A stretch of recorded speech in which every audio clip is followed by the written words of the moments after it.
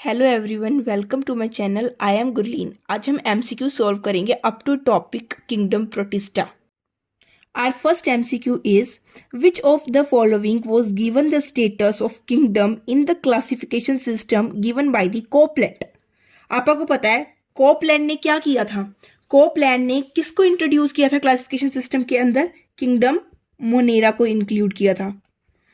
Kingdom Monera के अंदर अब क्या आते हैं? किंगडम मोनेरा के अंदर जितने भी प्रोकैरियोट्स हैं वो आते हैं ना। किंगडम मोनेरा के अंदर क्या आते हैं? जितने भी प्रोकैरियोट्स हैं। तो अब इसका आंसर क्या होगा? देखो इसके ऑप्शंस क्या हैं। Options are prokaryotes, eukaryotic algae, myxomycetes and Protista. तो इसका करेक्ट ऑप्शन क्या होगा? प्रोकैरियोट्स। अभी अपन देखा मोनेरा आता है, कोपलैंड ने मोनेरा को क्लासिफाई किया था और मोनेरा के अंदर क्या आते हैं? जितने भी मेरे यूनिसेलुलर प्रोकैरियोट्स हैं वो मोनेरा के अंदर आते हैं। और second MCQ is cell wall is made of polysaccharide and amino acid in most of the members of। आपको पता है कि किसकी सेल वॉल पॉलीसेक्राइड और अमाइनो एसिड से मिलकर बनी हुई होती है? आपको पता है कि जो मेरा बैक्टीरिया है, बैक्टीरिया की सेल वॉल किससे मिलकर बनी होती है? पेप्टिडोग्लाइकन। पेप्टिडोग्लाइकन की मिलकर बनी होती है। पेप्टाइड बॉन्ड आ जाता है अमाइनो एसिड से, ग्लाइकन आ जाता है पॉलीसेक्राइड से। और बैक्टीरिया किस किंगडम के अंदर आता है? किंगडम मोनेरा के अंदर आता है। तो इसका करेक्ट आंसर क्या होगा? देखते हैं कि that cell wall is made up of polysaccharide and amino acid in most of the members of Monera, fungi, Protista और Animalia. So the correct option is A, Monera. Our third MCQ is archaebacteria do not show. Archaebacteria के अंदर क्या नहीं होता है? आपने देखा था कि आर के बैक्टीरिया की जो सेल वॉल होती है वो डिफरेंट होती है। जो आर के बैक्टीरिया की, जो मेरी आर के बैक्टीरिया है उनकी जो सेल वॉल होती है वो डिफरेंट होती है दूसरे वालों से, है ना। आपने देखा था ना।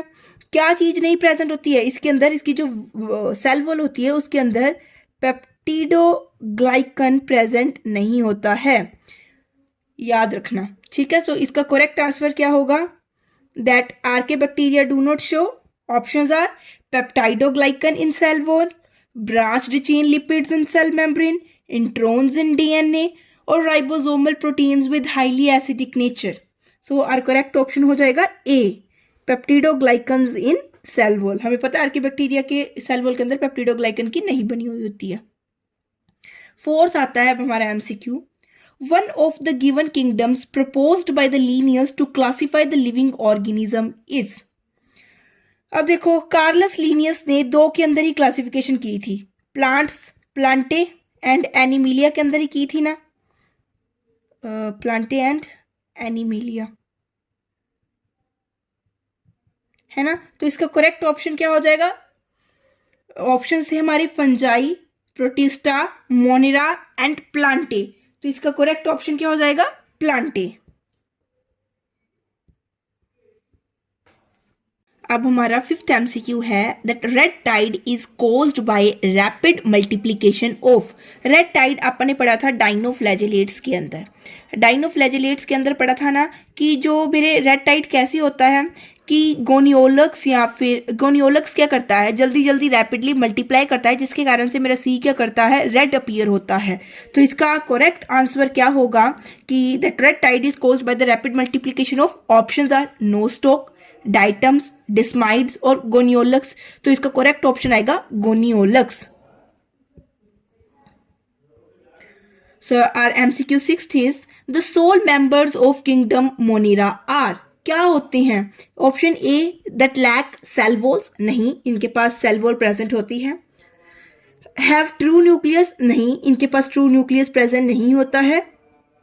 Are photosynthetic due to the presence of chloroplast. अब इनके पास फोटोसिंथेटिक होता तो है, जो फोटोसिंथेसिस में मदद करता है वो क्लोरोप्लास्ट नहीं होता है, वो क्रोमैटोफोर होता है। याद रखना वो क्या होता है? क्रोमैटोफोर होता है। अब लास्ट ऑप्शन बचा है are structurally simple but complex in behaviour. It is true line कि that the sole members of kingdom Monera are structurally simple but complex in behaviour. Seventh MCQ is the organism responsible for the production of methane from the dung of ruminants is। अब आप देखो, आपने कहाँ पढ़ा था कि which is responsible for the production of methane gas, मतलब biogas के लिए कौन रिस्पॉन्सिबल होता है। आपने पढ़ा था आर्किबैक्टीरियम में कि आर्किबैक्टीरियम कहाँ रहता है, हार्श हैबिटेट्स में भी क्या करता है, सर्वाइव करता है due to its difference in the cell wall के कारण, है ना। और ये क्या करते हैं, जो मिथेनोजेंस होते हैं वो क्या करते हैं, मीथेन गैस मतलब बायोगैस को क्या करते हैं, प्रोड्यूस करते हैं with the help of the dung of the ruminants like cows and the buffaloes से, है ना। सो फिर इसका करेक्ट ऑप्शन क्या हो जाएगा, the organism responsible for the production of methane from the dung of the ruminants is archaebacterium. Next is sexual reproduction by adopting primitive type of DNA transfer is found in. Options are desmides, protozoans, bacteria and fungi. जब अपन Monera topic पढ़ रहे थे तब आपने देखा था कि इनके अंदर क्या होता है, जो सेक्सुअल रिप्रोडक्शन होती है, मतलब जो ट्रू सेक्सुअल रिप्रोडक्शन होती है वो नहीं होती है। सेक्सुअल रिप्रोडक्शन जैसी कोई रिप्रोडक्शन होती है जिसे आपने नाम दिया था सोर्ट ऑफ सेक्सुअल रिप्रोडक्शन, है ना। मतलब ये ट्रू रिप्रोडक्शन नहीं होती है, सेक्सुअल रिप्रोडक्शन जैसी होती है जिसमें दो बैक्टीरियम से यहाँ का डीएनए क्या होता है, यहाँ ट्रांसफर किया जाता है from one bacterium to another. तो ये किसके अंदर पाया जाता है, so correct option is bacteria. Next, which of the following is a function of heterocyst in Nostoc. आपको पता है हेटेरोसिस्ट का क्या फंक्शन होता है, हेटेरोसिस्ट का क्या काम होता है, जो मेरे हेटेरोसिस्ट होते हैं वो किस में मदद करते हैं, नाइट्रोजन फिक्सेशन में, नाइट्रोजन फिक्सेशन में मदद करते हैं ना। जब आप पढ़ते हैं एक वेजिटेटिव सेल्स होते हैं, एक स्पेशलाइज्ड सेल्स होते हैं, जो स्पेशलाइज्ड सेल्स होते हैं वो किसकी तरह काम करते हैं, हेटेरोसिस्ट की तरह काम करते हैं, और वो किस में मदद करते हैं, नाइट्रोजन फिक्सेशन में मदद करते हैं. एग्जाम्पल आपने दो पढ़े थे ना बुक के अंदर, नोस्टॉक एंड एनाबेना. तो अब इसके ऑप्शंस देखो और इसको सोल्व करते हैं.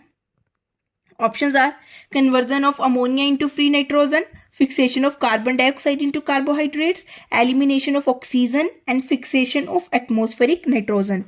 So the correct option is D, fixation of atmospheric nitrogen.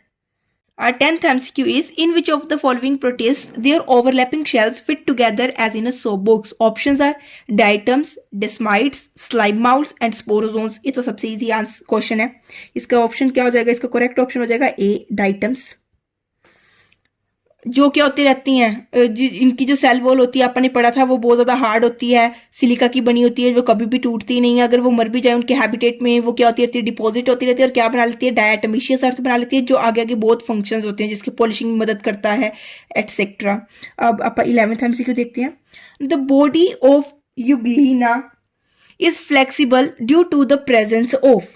क्यों होता है, अब आपने जब यूग्लिना पढ़ा था तो आपने देखा था कि इसके अंदर क्या होती है, जो मेरी सेल वॉल होती है वो क्या होती है, एब्सेंट होती है. लेकिन एक यहां पे क्या पाई जाती है, प्रोटीन रिच लेयर पाई जाती थी, प्रोटीन रिच लेयर पाई जाती थी जिसे आपने क्या बोला था, पेलिसल बोला था. और ये क्या करती थी, इसको क्या बनाती थी, फ्लेक्सिबल बनाती थी. ये आपने पढ़ा था ना. तो इसके अकॉर्डिंग देखते हैं इसके आंसर्स में. तो इसके ऑप्शन देखो, cell wall rich in polypeptide, गलत. Protein rich layer called pellicle, yes. Cilia all around the cell envelope, गलत. प्रोटीन लेस प्लाज्मा मेम्ब्रेन, गलत. सो करेक्ट ऑप्शन क्या हो जाएगा, B, protein rich layer called pellicle. अब आता है 12th, spores in the slime moulds. Options are formed during unfavorable conditions, are without cell wall, are dispersed with the help of flagella, are formed inside the plasmodium. Spores कब बनते हैं, तो इसका correct option क्या होगा, A, that they are form during unfavourable conditions के अंदर ही क्या बनते हैं, मेरे स्पोर्स बनते हैं. अब 13th MCQ है, under the favourable condition slime माउल्ड्स form. Favourable condition के अंदर स्लाइम माउल्ड क्या बनाता है, आपको पता है स्लाइम माउल्ड क्या बनाता है, फेवरेबल कंडीशन के अंदर प्लाज्मोडियम बनाता है. फेवरेबल कंडीशन के अंदर क्या बनाता है, प्लाज्मोडियम बनाता है. While under unfavourable condition they form, unfavourable condition के अंदर क्या बनाता है, फ्रूटिंग बॉडीज बनाता है ना. और ये फ्रूटिंग बॉडीज क्या करती हैं, bears spores at their tips, और उनकी टिप्स के पे क्या प्रेजेंट होते हैं, स्पोर्स प्रेजेंट होते हैं. तो choose the correct option. A का क्या आएगा, प्लाज्मोडियम, और बी का क्या आएगा, fruiting bodies. So the correct option is second, plasmodium A का और बी का फ्रूटिंग बॉडीज. अब 14th है, Whittaker did not classify the organism into 5 kingdoms on the basis of, किस बेसिस पे विटेकर ने इनमें से क्लासिफाई नहीं किया था ऑर्गेनिज्म को?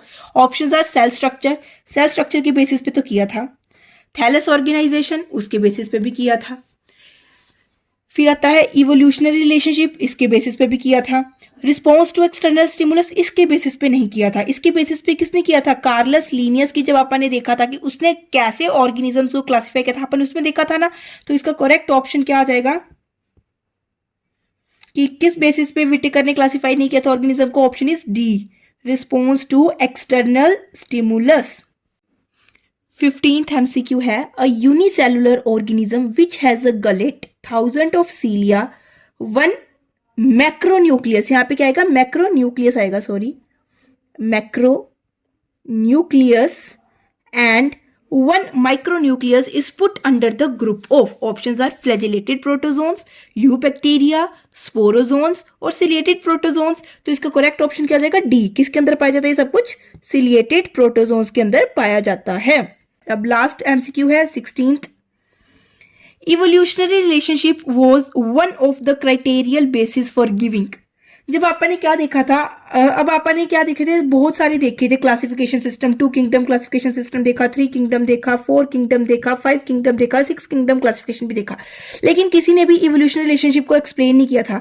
फिफ्थ किसके द्वारा दिया गया था? 5 kingdom of classification was given by R.H. Whittaker ने दिया था, है ना। और उसी क्लासिफिकेशन में उसने किस बेसिस पे क्लासिफाई भी किया था? इवोल्यूशनरी रिलेशनशिप के बेसिस पे भी क्लासिफाई किया था। तभी ये क्या थी? मोस्ट एक्सेप्टेड जो क्लासिफिकेशन सिस्टम था वो R.H. विटेकर द्वारा दिया गया था। तो इसका करेक्ट ऑप्शन क्या हो जाएगा? Evolutionary relationship was one of the criterial basis for giving 2 kingdom, 3 kingdom, 4 kingdom और 5 किंगडम। तो इसका करेक्ट ऑप्शन हो जाएगा D, 5 kingdom system of classification. आज के लिए इतने ही एमसीक्यूज।